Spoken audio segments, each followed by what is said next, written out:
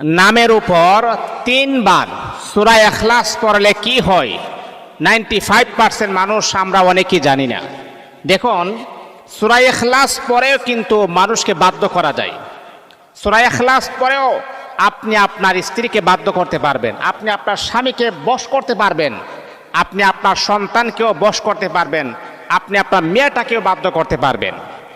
কারণ সূরাতুল ইখলাস হচ্ছে একটা পাওয়ারফুল একটি সূরা, যেই সূরার ব্যাপারে নবী আরবি আলাইহিস সালাতু ওয়াস সালাম সাহাবে একরামকে বললেন, সাহাবীরা এই সূরাটা যদি মাত্র 3 বার পড়ো, কয়বার? 3 বার যদি পড়ো, আল্লাহ পাক গোটা কোরআন শরীফ খতম করলে যেই পরিমাণ সওয়াব হবে, সেই পরিমাণ সওয়াব আমার আল্লাহ 3 বার পড়ার দ্বারাতে সেই সওয়াব দান করে দিবেন। আল্লাহু আকবার, আল্লাহু আকবার। তাহলে এই সূরাতুল ইখলাসটা 3 বার পড়লে 1 খতম কোরআনের সওয়াব পাওয়া যায়। এই সূরাতুল ইখলাস যদি নামের উপরে 3 বার সূরা ইখলাস পড়লে কি হয়, সেই ব্যাপারে আমরা অনেকেই জানি না। সম্মানিত হাজিরিন, অবাধ্য লোক বাধ্য হবে, বশ হবে। যেই কাউকে আপনি আপনার প্রেমে বাধ্য করতে পারবেন, পাগল বানাতে পারবেন। এই আমলটা কখন করবেন? আমি আপনাকে সাজেস্ট করব, আমলটা আপনি নীরব নিস্তব্ধ একটি জায়গাতে করবেন। রাতের শেষ ভাগে করলে সবচাইতে বেটার হয়, ভালো হয়। 2 রাকাত 4 রাকাত যতটুকু পারেন নফল নামাজ পড়ে এই আমলটা আপনি স্টার্ট করবেন, তখন আল্লাহ পাক ডাইরেক্ট কবুল করে নেবেন। প্রথমে আপনি উযু করে নেবেন, উযু করার পরে আপনি শেষ রাত্রে যদি করেন তাহলে 4 রাকাত নফল নামাজ পড়বেন, 2 রাকাত 2 রাকাত করে।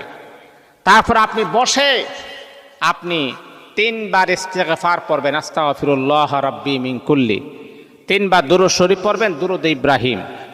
তারপরে আপনি একটা যাকে আপনি বশ করতে চান, যাকে আপনি বাধ্য করতে চান, তার নামটা আপনি লিখবেন, একটা কাগজে লিখবেন, কলম দ্বারা একটা কাগজে লিখবেন। যেমন আপনার স্বামীর নাম হচ্ছে আব্দুল করিম, আব্দুল করিমের নাম লিখবেন। অথবা আপনার স্ত্রীর নাম হচ্ছে রহিমা, রহিমার নামটা লিখবেন। লেখার পর এটা সামনে রাখবেন, বুঝছেন, কাগজটা সামনে রাখবেন। 3 বার ইস্তিগফার, 3 বার দুরূদ শরীফ। তারপরে আপনি 3 বার সূরাতুল ইখলাস সুন্দরভাবে পড়বেন। কুল হু আল্লাহু আহাদ, আল্লাহুস সামাদ, লাম ইয়ালিদ ওয়া লাম ইউলাদ ওয়া লাম ইয়াকুল লাহু কুফুয়ান আহাদ। 1 বার, 2 বার, 3 বার পড়বেন। পড়ার পর একটা ফু দিবেন, নামটার মাঝে ফু দিবেন। যে নামটা আপনি লিখছেন ওই নামটাই ফু দিবেন, একটা ফু দিবেন।